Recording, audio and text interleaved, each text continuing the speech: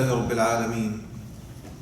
الحمد لله الحمد لله الحمد لله الحمد لله الذي بنعمته تتم الصالحات. الحمد لله واهب الأرزاق والأعطيات.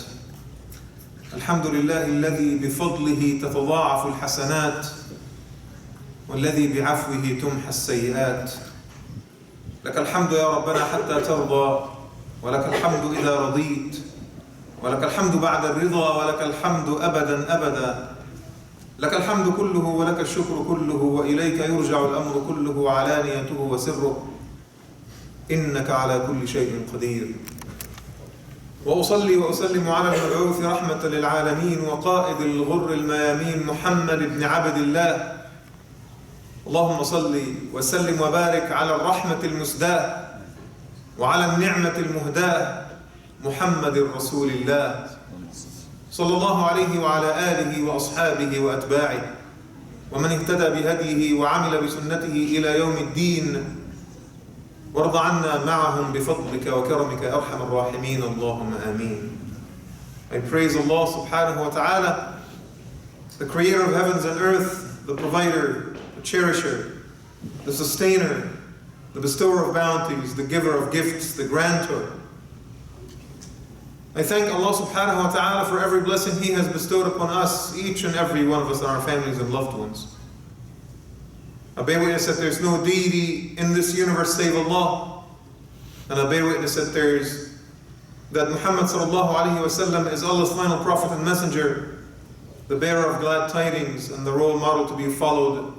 I ask Allah subhanahu wa ta'ala to make us among the followers of Muhammad and those who walk in the footsteps of Muhammad. And I ask Allah subhanahu wa ta'ala to make us among those who will be embraced by Muhammad on the Day of Judgment, and those that will enter Jannah in his company, and those that will see the face of Allah subhanahu wa ta'ala holding his hands. Allahumma ameen. We ask Allah subhanahu wa ta'ala to shower his blessings upon the Prophet, his family and companions, and all men and women that walk steadily in his footsteps until the Day of Judgment. And I ask Allah to make each and every one of us among them. Allahumma ameen. My dear brothers and sisters, I greet you with the greeting of Islam. Assalamu alaikum wa rahmatullahi wa barakatuh. These are blessed days. Some of the most blessed days of the year, the 10 days of the Hijjah, have already started. Days of celebration, days of prayer, days of dua, days of forgiveness, days on which we are supposed to exert as much effort as possible to get closer to Allah subhanahu wa ta'ala, to get our sins forgiven. Days on which fasting is sunnah, charity is sunnah, takbir, saying Allahu Akbar, tahleel, saying La ilaha illallah, tahmeed, saying Alhamdulillah, all that is the sunnah of the Prophet sallallahu alaihi wasallam in the first 10 days of the Hijjah. Many of us have brothers and sisters and friends and family members who have already gone on the journey of Hajj. And I pray to Allah subhanahu wa ta'ala to bring them all to their families safe and sound, having been forgiven and cleansed. I ask Allah subhanahu wa ta'ala for those of us who haven't been given a chance to get that chance, inshallah ta'ala, sooner than later, as the Prophet advised sallallahu alayhi wa sallam.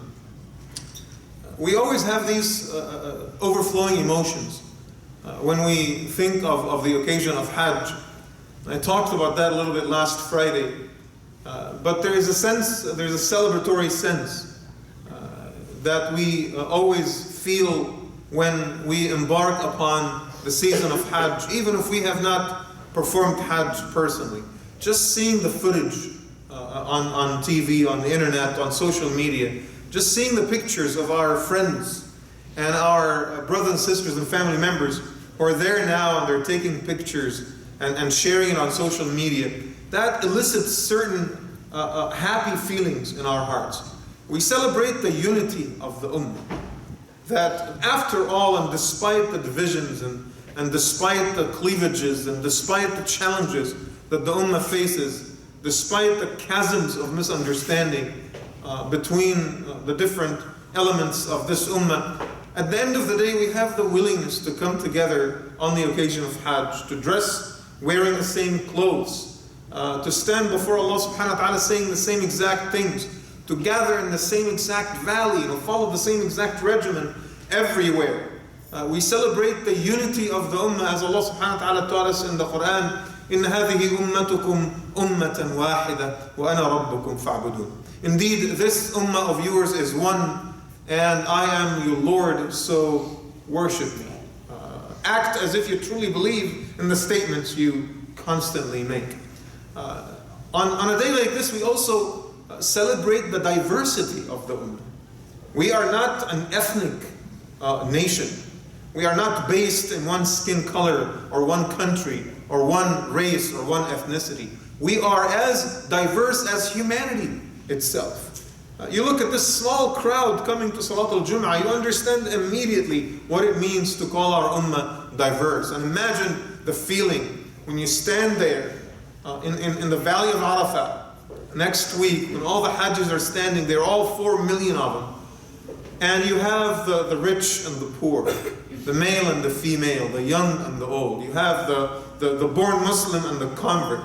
You have the white, the black, the brown, the yellow. You have the Asian, the Caucasian, the Middle Eastern. You have people of every walk of life in this earth. You have people who are so pure, they're close to angels.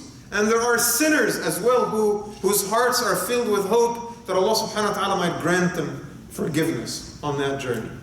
And it makes you truly appreciate the verses in the Quran when Allah subhanahu wa ta'ala teaches us, إِنَّ أَكْرَمَكُمْ عِنْدَ اللَّهِ أَتْقَاكُمْ. Truly, the best amongst you is the one who is most God-conscious. That is it. It is not the one who is from this race, or the one who is from that tribe, or the one who comes from this madhab, or that group, or this sect, or that country. None of it matters. What matters is how conscious your heart is of Allah subhanahu wa ta'ala, and you truly feel that when you get there.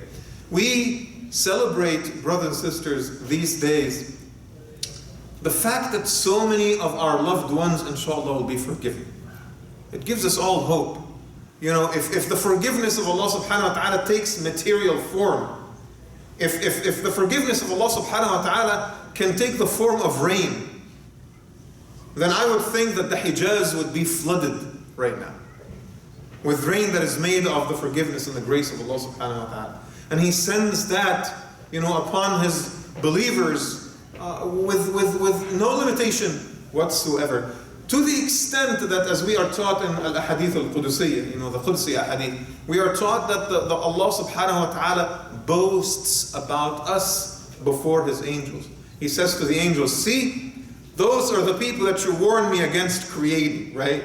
You kept telling me that I shouldn't send someone on earth to shed blood and spill blood and spread mischief, right? You know, هَلَّا نَظَرْتُمْ إِلَيْهِمْ? Would you look at them now? What do you see? So the angel will say, Ya Allah, we see none but people whose hearts are filled with hope. What are they doing? They mention your name, O Lord. What are they requesting? They request your forgiveness, Lord. فَإِنِّي أُشْهِدُكُمْ أَنِّي قَدْ غَفَرْتُ لَهُمْ جَمِيعًا. Let me take you as my witness that I have forgiven all of them. I ask Allah subhanahu wa ta'ala to grant each and every one of us this beautiful journey of Hajj. Ameen ya Rabbil Alameen. But this season, brothers and sisters, we also celebrate the great man, the great prophet, the great patriarch, the father of all men and women of faith on this earth, Ibrahim alayhi salam. We celebrate the Prophet Ibrahim. We celebrate the great prophet and his legacy. We celebrate a man that was called by Allah subhanahu wa ta'ala as a nation by himself. Inna Ibrahima kana ummah. One man was equivalent of a nation, Ibrahim alayhi salam. Unfortunately, as a result of our religious education growing up, we are taught so much about the prophets that too much information about the prophets, or the way the knowledge of the prophets is being presented to us, creates a distance between us and those prophets. It makes it difficult to imitate them. It puts them on a certain pedestal. It gives them a certain angelic quality that makes it difficult for the ordinary person to take one of the prophets as a role model. Because you can always say, well, that's a prophet, I'm just an ordinary human being. I can't be like that, right? And I want to dispel this stereotype for you today, because Hajj, brothers and sisters, is the season of Ibrahim. And if you lose fact of that connection, you've lost the meaning of Hajj itself, right? And I want to, inshallah ta'ala, in the few minutes that we have in this khutbah, I want to shed certain special light upon Ibrahim alayhi salam to make it easier for you to make connection with the man, with the human being that was Ibrahim. So that you actually appreciate why Ibrahim alayhi salam was the man that Allah subhanahu wa ta'ala selected to be the forefather of atheists on this earth. Muslims, Jews and Christians, all of them take Ibrahim as their great patriarch, as their great prophet, as a great leader that inspired nations upon nations. Right? Ibrahim, just like many of us, had very, very humble beginnings. His father was the custodian of a temple in Iraq. And he used to make, the little idols that his people used to worship. Very, very simple job. But Ibrahim alayhi salam, just like many of us, he did not grow up in a huge, wealthy family. Very, very average, below average family. Okay? He wasn't empowered by the wealth of his family. He was just a simple person. And then Ibrahim alayhi salam was sort of the odd element in his family. He's the one that found faith. None of it made sense to him, worshiping idols and doing all these, meaningless ritual. It did not sit well with him. So he found Allah subhanahu wa ta'ala on his own. And there's a beautiful conversation in the Quran where, how Ibrahim reached faith is demonstrated. Oh, he looks at the moon first, and he looks at the sun first, and then he says to Allah subhanahu wa ta'ala, Lord, if you're out there, guide me, because I know you're there. Let me find you, right? And then, when he actually found faith, he brought upon himself the enmity and the mockery of his entire family. To the extent that his father, and imagine, many of us complain about how harsh their parents are, right? Many of the youth come to me. Oh, my parents, they're old school, they're fobbish, they're immigrants, they belong to a different generation, to a different culture, and they impose their ideas on us, and they think like, oh my God, such a big deal, like child abuse. I need to call CPS. Just because they're having disagreements with their parents. Now put yourself in Ibrahim's shoes. His father tells him, لَإِن لَمْ تَلْتَهِ لَأَرْجُمَنَّكَ وَهْجُرْنِي مَلِيًّا. If you don't stop your preaching to this new religion of yours, Islam, I will stone you. Now I guarantee you, none of our fathers ever threatened to stone us. They might have threatened to smack you on the back of the head, maybe. No big deal. Imagine if your father tells you, I will stone you if you don't stop. Or you leave our city and completely disappear. I will cut you loose. I will sever my relationship with you. You're not my son anymore. Ibrahim had it rough since he was very, very young. Since he was a teenager and he found Allah subhanahu wa ta'ala. And then what happened? His father and his mother were standing on the side watching while he's being thrown into a pit of fire. And they didn't know anything about it. Now it doesn't matter what our parents did to us. I can promise you that none of us was thrown into a pit of fire. Inshallah ta'ala, that is not going to happen. Our Muslim community in America today is called things. We are called names. We might be called terrorists. They question our loyalty. They keep saying things about us and our children and about our dress code and the sisters that are wearing hijab, and they mock our habits and they mock our rituals, right? But it never went to the extreme of taking one of us and throwing him into a pit of fire, now did it? But we complain a lot. But none of what we experience even half matches what those prophets experienced, brothers and sisters, right? And he is in the midst of that fire, and Allah subhanahu wa ta'ala commands the fire itself to suspend its very function, and that is to burn things. And it is only Allah subhanahu wa ta'ala that can do that. If he can ask the fire to suspend its function to burn things, he will also ask the knife to suspend its function to cut things, as you know how the story goes. And Ibrahim is in the midst of that fire. Okay, the fire is not burning him, but he's still stuck in the pit. And Jibreel alayhi salam comes to Ibrahim and asks him, Ya Ibrahim, alaka haja? Is there anything that I can do for you? And Ibrahim alayhi salam says to Jibreel, Amma minka fala. I have no haja from you. I have no need from you. Amma min Allah, فَعِلْمُهُ بِحَالِ يُغْنِيهِ عَنْ سُؤَالِ. Allah's knowledge of my state is sufficient. I don't need to ask. I don't need to request. I surrender myself to the Lord subhanahu wa ta'ala. And then he was brought out of the fire by an act of God. And he stood before the king, a teenager, right? I mean, most of our teenagers can't even sustain a conversation with their own teachers. They can't sustain a conversation with their parents. You pick them up from school, how was your day? Good, that's it. That's the only word they say, you know, half an hour driving home. That's all you hear. Sometimes our teenagers need to have a conversation. Say, I always say to my kids, articulate your feelings in the form of words. You need to verbalize how you feel. Ibrahim alayhi salam stands before a king arguing about God, speaking about Allah subhanahu wa ta'ala. Ana uhyi wa umit, he says. I put people to death and I bring them back to life if I want to. Well, Allah subhanahu wa ta'ala is the one that does that, but he says, you know what, I do it too.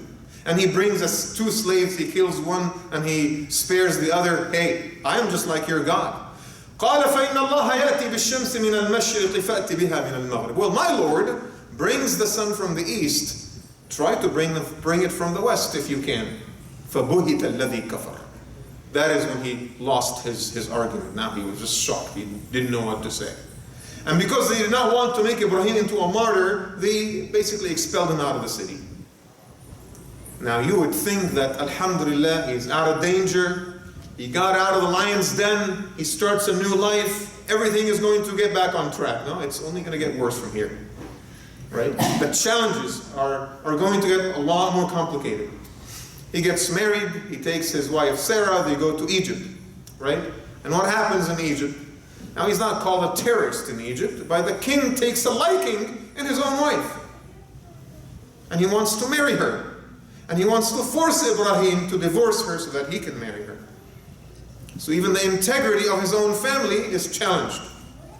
Ya Allah, I left all these challenges back in Iraq and I go to Egypt seeking a new beginning. And this happens to me. Of course he didn't say that. But you and I say that all the time. As immigrants, just like Ibrahim was, we keep looking at the negative things and the issues and the problems and the challenges rather than counting the blessings. But what does Ibrahim do? Keeps his positive attitude and keeps propelling forward. And he tells the king, because if the king knew that is her husband, he will take his life right away. So what does he say? Now he said, well, she's my sister. Some scholars said that Ibrahim had to lie in order to save his life and his wife's life. And some scholars said, well, it wasn't a lie because she was his sister in Islam and in humanity, so he used ta'rid, which is, just an element of equivocation in which you manipulate the truth a little bit. Either way, he was put in the corner that he had to manipulate the truth in order to save his family. And then he's expelled out of Egypt. And he settles in Palestine. And one of his disciples, right, Lut, is appointed by Allah subhanahu wa ta'ala as a prophet. So he goes and he starts preaching to the people of his city. And then what happens? The people of his city were punished by Allah subhanahu wa ta'ala, and their city was lifted up and smashed against the ground. Right? Again, I'm pretty sure that you've never looked at it that way before, but Ibrahim alayhi salam must have felt a sense of failure. My disciple failed. The prophet that was one of my students, Lut, was not able to achieve his mission. Even though in the calculations and the measurements of Allah subhanahu wa ta'ala, it never works that way. Lut did his best. Although he made one mistake. If you remember, and the Prophet ﷺ talked about that. He told his people, قَالَ لَوْ أَنَّ لِي بِكُمْ قُوَّةً أَوْ آوِي إِلَىٰ رُكْنٍ شَدِيدٍ. When his people came and they wanted to kidnap the 2 angels, right? Because the 2 angels looked like men, so they wanted to kidnap them in order to have their way with them, right? He says, if only I have strength over you, or if my back leans against a strong support. And the Prophet ﷺ says, رَحِمَ اللَّهُ أَخِي لُوطًا. May Allah forgive my brother Lut. فَقَدْ كَانَ يَأْوِي إِلَىٰ رُكْنٍ شَدِيدٍ. For he indeed leaned on strong support. And that is the support of Allah subhanahu wa ta'ala. So Ibrahim alayhi salam looks at these things and he feels like, okay, what have I achieved so far? I left my family. I left Egypt. I came to Palestine, sent one of my students, or Allah sent one of my students to preach to a new city. What have we achieved? He doesn't have a huge following, right? There isn't, even Yunus alayhi salam had 100,000 people that followed him, right? But Ibrahim alayhi salam did not have that huge following. And he keeps thinking that I have not done well. I have not done good unto the rights of Allah subhanahu wa ta'ala, right? Like, what is wrong with me? I need to do more. I need to work harder, right? So Ibrahim alayhi salam continues to demonstrate that patience and to keep his positive attitude and to keep propelling forward. And then something really trying happens. Now he's up there in age, right? Closer to 80. And his wife Sarah finally gives him permission to marry a younger girl, so he's able to have a child that his heart yearned to for such a long time. So he marries Hajar. And he had his child that he had been looking forward to for so many years. And then what happens? Allah subhanahu wa ta'ala desires otherwise. Ya Ibrahim, I want you to take your wife that you loved, that you married at an old age, and I want you to take your son that you loved, that you've been blessed with at such an old age, and I want you to take them and to leave them in the midst of that barren land where there's no water and there's no establishment, there's no civilization, no nothing. Does he question the will of Allah subhanahu wa ta'ala? Ya Allah, I am 80. For the love of God, I am 80. Seriously, I still need to be subjected to these trials?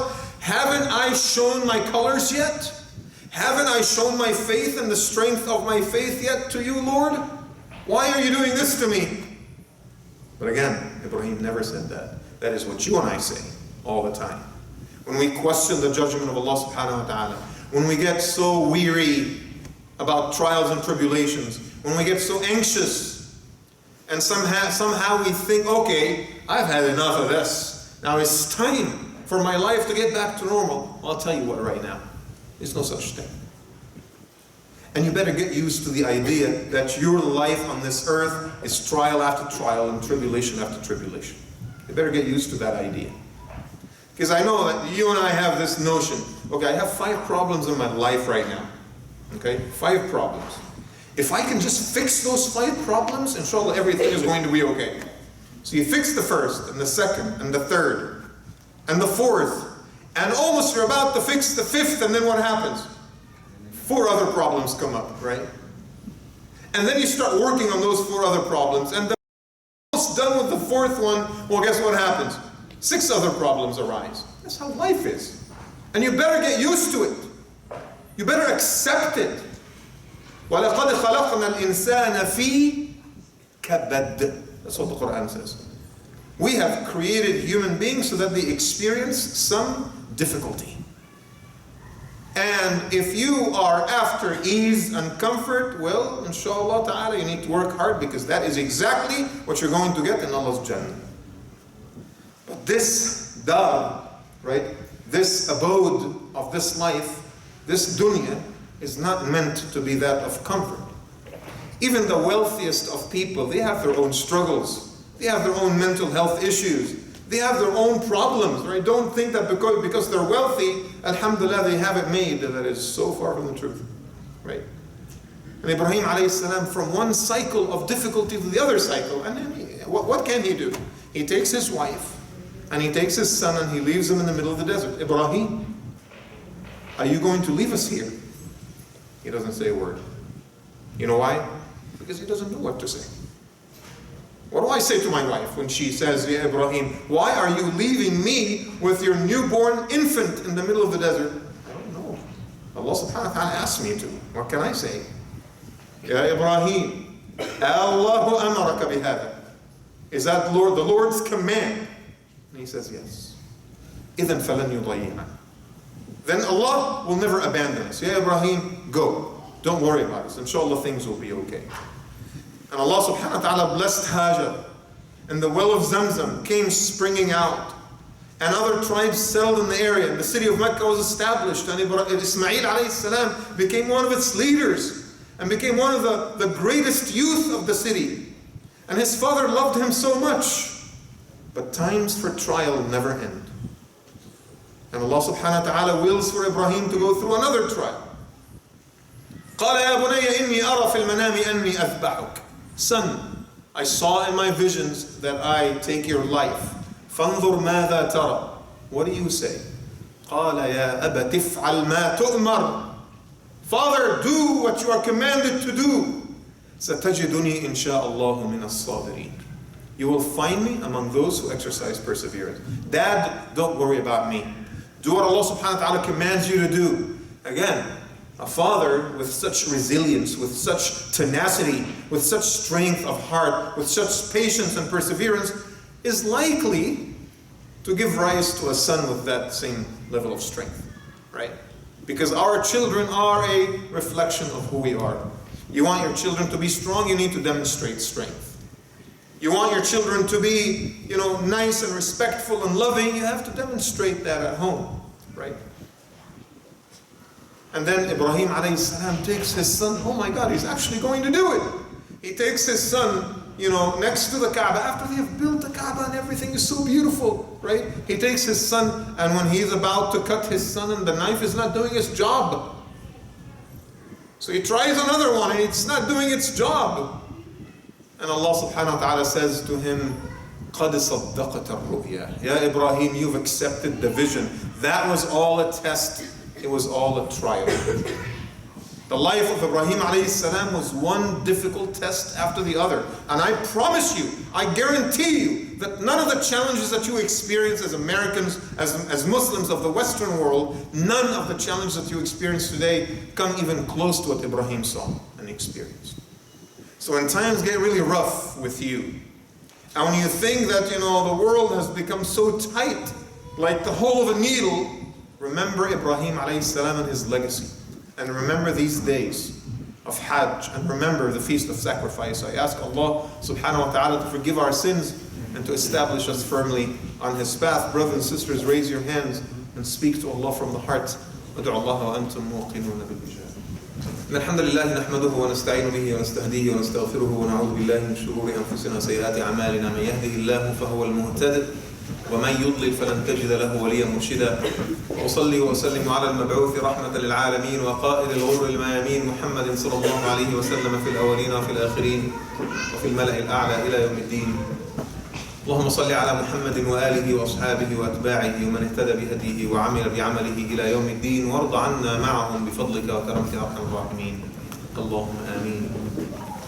My dear brothers and sisters, I talked to you today about the things that we celebrate and remember on the occasion of Hajj, the first 10 days of the Hijjah.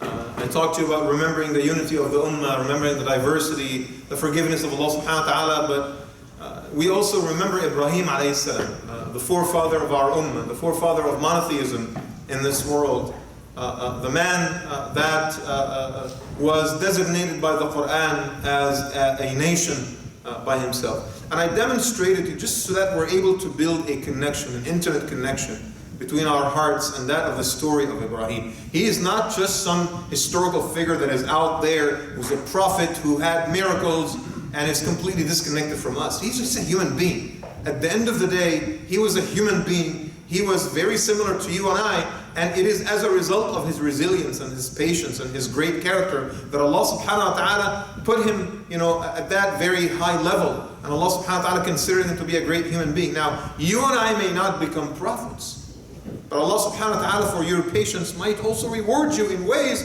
that are proportionate to that patience. How did Allah reward Ibrahim? A couple of things I would like to share with you before we conclude the khutbah. One, which is the obvious one that I have been mentioning it, Allah subhanahu wa ta'ala calls Ibrahim alayhi salam in the Quran, Inna Ibrahim kana ummah. Ibrahim was a nation. Some of us are not even an individual. Like, you cannot even count on them to do something that one person can do. I swear to God. You ask them to do something, they give you half-hearted results or no results at all. There are people that just exist. They eat, drink, procreate, and sleep, and that's all they do in this world. They consume. Some human beings live like parasites, like viruses. They leech upon someone else in order to survive, and that's all they do. And some human beings are called ummah. How remarkable is that? I am not asking you to be ummah, but you need to be a little bit more than just one person. A Muslim in this day and age needs to be more than just one person. How about be two people? That's all I'm asking. Be two, not one. Live not just for yourself and your families and your immediate needs and your desires and your material gains. Live for someone else. That makes you two instead of one. If you can become 5 or 10, that'd be great. If you can influence the class at your school, or the 6 or 7 team members that you have at work, that makes you equivalent of 6 or 7 people, right? If you can influence a city, if you can write articles or poetry or produce things that will benefit larger sectors of society, be it. You are defined by the amount of benefit that you bring into the lives of others. So if you cannot be ummah like Ibrahim alayhi salam, at least be 2 people or more, inshallah ta'ala. Now the Quran also says something remarkable about Ibrahim, and that is an honor that only Ibrahim was able to attain, right? What does Allah say about Ibrahim in the Quran? وَاتَّخَذَ اللَّهُ إِبْرَاهِيمَ خَلِيلًا. Allah Azza wa Jal took Ibrahim as a friend. Again, you have to understand, all of this honor is a result of the legacy of Ibrahim. Who gave Ibrahim that legacy? Some outside force, some family status, wealth? No. It was his own hard work and his own choices. It is what made him deserving of the legacy. And when Allah subhanahu wa ta'ala saw that in Ibrahim alayhi salam, He made him his friend. Can you imagine Allah subhanahu wa ta'ala taking you as a friend? He says, I took Ibrahim as my friend. What an honor. What an honor. Allah subhanahu wa ta'ala loved the Prophet Muhammad sallallahu alayhi wa sallam so much, right? He is one of his most loved prophets. But Allah subhanahu wa ta'ala only gave the title of friend, Khalil, to one man, and that is Ibrahim alayhi salam. Ibrahim alayhi salam was the friend of Allah subhanahu wa ta'ala. Number 3, Ibrahim was also given the honor and the status of being the forefather of monotheism. When you ask the Jews, they tell you, yes, our patriarch is Ibrahim. You ask the Christians, they tell you our patriarch is Ibrahim. You ask the Muslims, yes, our great prophet and patriarch is Ibrahim alayhi salam. Every man or woman on this earth today that says La ilaha illallah owes it somehow, one way or another, to the work and the legacy of Ibrahim alayhi salam. Number 4, when Allah subhanahu wa ta'ala truly wanted to honor Ibrahim, He gave him a gift. And what gift is that? He made Muhammad sallallahu alayhi wa sallam his grandson. He made Rasulullah sallallahu alayhi wa sallam his own grandson. And when he saw him on the journey of Isra and Mi'raj, remember the story in the hadith, when Ibrahim alayhi salam saw the Prophet sallallahu alayhi wa sallam, he took a deep breath, like he sighed. And he says, Ni'mal ibn ant. What a great son you are, son as in descendant. What a great descendant you are. You truly deserve this legacy, Ya Muhammad. And then it was Ibrahim that asked the Prophet ﷺ to lead the other prophets in prayer, to honor him and to honor his status.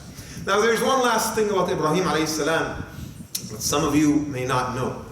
Allah subhanahu wa ta'ala ultimately, at the end of Ibrahim's journey, Allah exposed him to the secrets of the universe. The secrets of the universe that even present-day scientists and astrophysicists may not know. The secrets of the parallel universes and the secrets of the string theory and all the stuff that we are still grappling with, that we really don't understand and we don't know, quantum mechanics. Of course, maybe I'm exaggerating a little bit, but the ayah in the Quran clearly says, وَكَذَلِكَ يُرِي إِبْرَاهِيمَ مَلَكُوتَ السَّمَوَاتِ وَالْأَرْضِ. Allah Azza wa Jal exposed the eyes and the hearts of Ibrahim to the secrets of all the dominions of heaven and earth. He was able to see it with his own eyes, per the letter of the ayat of the Quran. He made him see the absolute truth in its black and white form. What we see right now is not the truth. What we see is a result of our perceptions, of our five senses. It's chemical signals that are being processed by the brain. What we can touch, what we can hear, what we can see. I mean, this is all chemistry. But absolute truth, like for example, if there's an insect, if there's a bird, if there's a cow that is in this same exact environment, they will see things differently than we do. They will hear things differently than we do, right? So what is the absolute truth of the universe? We don't know, but there's only one person that was given that truth, and that is Ibrahim alayhi salam. I am not saying that you and I will get exposed to the secrets of the universe. Maybe in Jannah, inshallah, we will. But what I'm saying is that your patience and resilience in this world, in the face of adversity, will reflect directly on the level of honor that Allah subhanahu wa ta'ala bestows upon you. You show more patience and you show more resilience, and Allah Azza wa Jal will give you more honor and more dignity and more conception, more understanding, more tranquility in the heart, more serenity about the world. The more you show patience in the face of adversity, the higher Allah subhanahu wa ta'ala will elevate you in status. And this is particularly relevant right now because we're here, we're listening to the khutbah, we're enjoying our safety and security, but I wanted to remind you, and I've been talking about this for a while, our brothers and sisters in other parts of the world are not experiencing the same safety and security. There are people who can't even feel safe going to Salat al-Jum'ah. There are people who don't have masajid anymore, particularly in Syria right now. Families that are only taking their children, they're leaving everything behind, taking their children to safety, and some of them just drown in the Mediterranean. Some of them just get lost in the desert. Some of them die out of starvation. Some of them get picked up by Syrian government agents, God knows. So it's a season of sacrifice, right? There are some of our brothers and sisters that are sacrificing everything so that they're able to save their families, so that they're able to find a better future for their children. We should never forget. We should never forget about them, and we should never take this for granted, because this could be taken away from us in a second. I ask Allah subhanahu wa ta'ala to accept our good deeds and to forgive us our sins. I ask Allah to establish us with firmness on His path. I ask Allah subhanahu wa ta'ala to bring so many blessings upon each and every one of us. I ask Allah to strengthen our hearts and to strengthen our shoulders so we're able to bear the burdens. I ask Allah on this beautiful day to forgive our weaknesses, our trespasses and shortcomings. I ask Allah subhanahu wa ta'ala to give us the steadfastness needed to walk in the footsteps of the Prophet sallallahu alaihi wasallam. I ask Allah to bless our brothers and sisters that are performing Hajj, to accept their Hajj and to cleanse them from sin and to bring them back to their families free and clear of sin. I ask Allah subhanahu wa ta'ala to make our brothers and sisters, after they return from Hajj, positive catalysts of good in their community. I ask Allah for those of us who have not performed Hajj before, I ask Allah to bless them with the journey sooner than later. Allahumma ameen. I ask Allah to strengthen our brothers and sisters around the world that are struggling against tyranny, that are struggling for survival. I ask Allah subhanahu wa ta'ala to give them shelter, to give them food, to give them safety and security, and to give them liberty and freedom. Allahumma ameen. I ask Allah subhanahu wa ta'ala as He gathered us here in this shape and form that He will gather all of us in His Jannah. Allahumma ameen. اللهم اغفر لنا ذنوبنا وإسرافنا في أمرنا وثبت أقدامنا وانصرنا على القوم الكافرين. تقبل منا يا ربنا إنك أنت السميع العليم وتب علينا إنك أنت التواب الرحيم. اللهم اهدنا واجعلنا هداة مهديين لا ضالين ولا مضلين. نحب بحبك من أحبك ونعادي بعداوتك من عاداك. اللهم إنا نسألك من كل خير سألك منه محمد صلى الله عليه وسلم ونعوذ بك من كل شر استعاذ بك منه محمد صلى الله عليه وسلم. اللهم إنا نسألك خيري الدنيا والآخرة. اللهم يا خفي الألطاف نجنا مما نخاف. يا حي يا قيوم برحمتك نستغيث أصلح لنا شأننا كله ولا تكلنا لأنفسنا طرفة عين ولا أقل من ذلك. اللهم كن مع إخواننا المستضعفين في مشارق الأرض ومغاربها. اللهم ثبت الأرض من تحت أقدامهم واربط على قلوبهم. اللهم انصرهم على عدوك وعدوهم وأبدلهم من بعد خوفهم أمنا يعبدونك لا يشركون بك شيئا. اللهم اغفر للمؤمنين والمؤمنات المسلمين والمسلمات الأحياء منهم والأموات إنك سميع قريب مجيب الدعوات يا رب العالمين. وأقم الصلاة إن الصلاة كانت على المؤمنين كتابا موقوتا.